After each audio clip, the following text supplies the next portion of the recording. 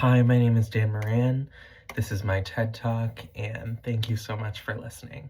Unfortunately, because of technological constraints, I have to use my laptop for my presentation aspect, but here is the first photograph that I have for you because I wanted to begin with something as simple as food. Because food is one of the clearest ways to understand the power structures in America. So when we're thinking about food, we often think about meals and gathering with family. So I want you to imagine the holidays are coming up, sitting at Christmas dinner, warm breads, fresh produce, roasted meats, desserts, food stacked high, and sitting at the head of the table is a billionaire. Because who in today's economy can afford a lavish, expensive meal? Someone who, for billionaires, this is the norm. They're used to the luxuries that wealth brings. Hunger is just a foreign concept to these people. It's not a lived experience, like for the rest of the population. Now, I want you to imagine the hungriest you've ever been. The walls of your stomach feel like they're caving in. You feel like you can't think, you can't speak, you can't do anything. When you're hungry, you turn into something else. Hunger brings out the worst in all of us. But for many of us, we've never had to experience hunger. When we are hungry, we think about surviving. When they are hungry, they think about whether they'll have the steak or the salmon. So this is the contrast that the Big Beautiful Bill forces us to think about.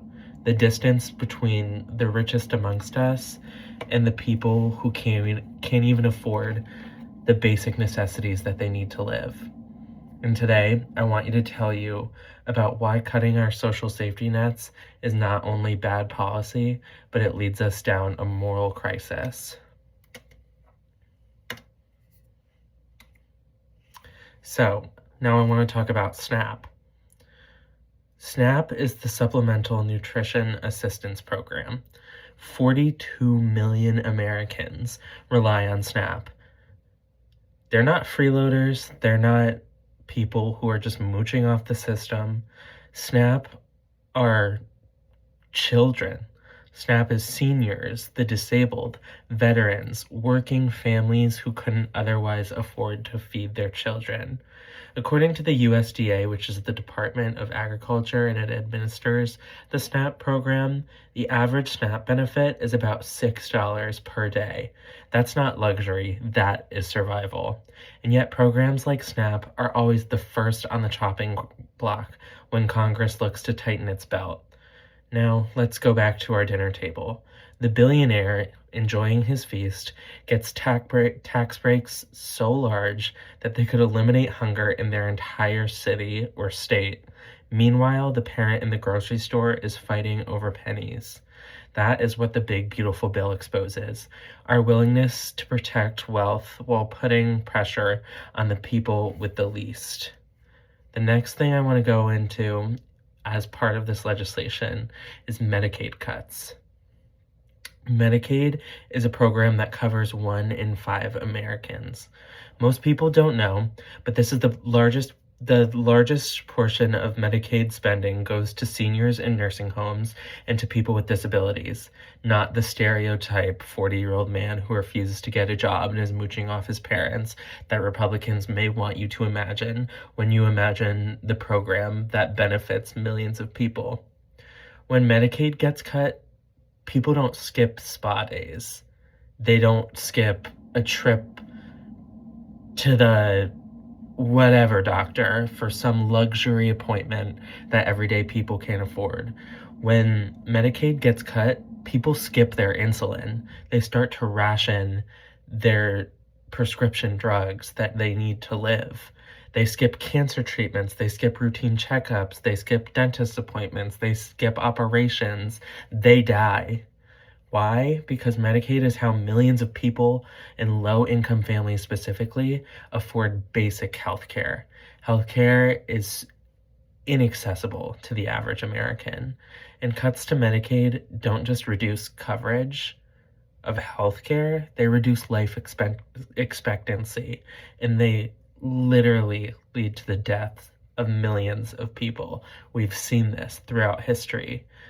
They increase pain, and that pain is never felt by the lawmakers who vote for legislation like the Big Beautiful Bill, even though it's often in their communities.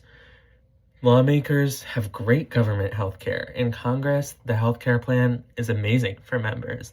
They have dental, they have vision, they have no copays, their drugs are covered, but they become removed and detached from reality and don't understand the pain that they're inflicting onto the American people. So when Medicaid and SNAP get cut, it doesn't stop there.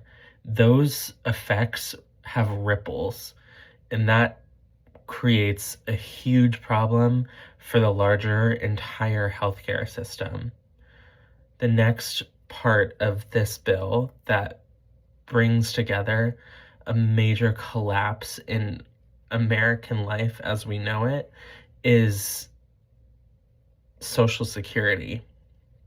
Social Security, it's not a gift. It's not something that people are just given willy-nilly by the government.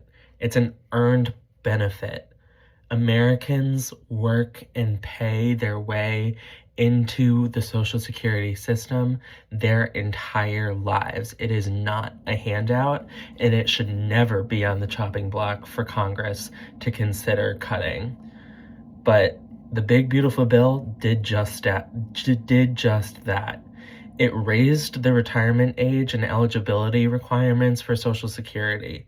And so I want you to imagine your parents, your grandparents, any 68-year-old you may know.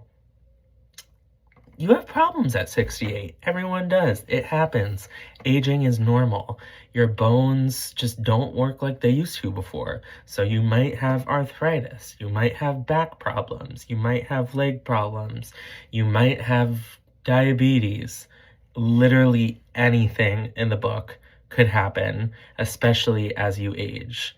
But imagine telling that 68-year-old who's already teetering on the edge of sacrificing their health just so they don't die to be able to afford their rent and their food, that they need to work a few years longer, that they're just not quite eligible for Social Security yet because the money that they've paid their entire lives into this system got cut in 2025, but who cares? You know, the billionaires got the tax cuts, right? So that's all that matters. So just work a few years longer through your chronic back pain and your arthritis and your brittle bones.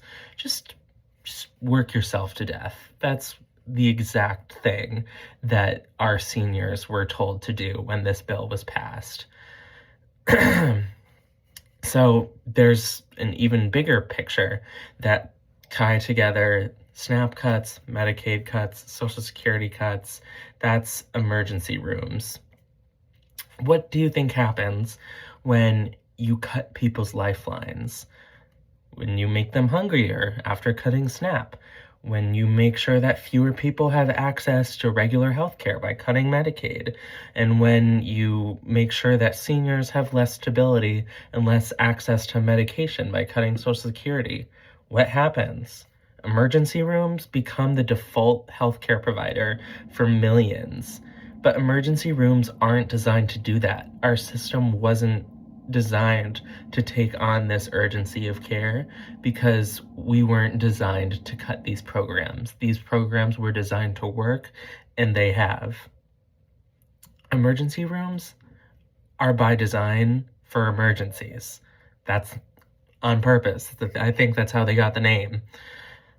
They're not meant for someone to go to as a place of primary care, not for chronic illness, not for mental health, for emergencies. But when you take away people's lifelines and access to regular health care, ERs take on the burden of those cuts. the system fails, they become overloaded, they become overflow. Doctors burn out. Doctors are human beings.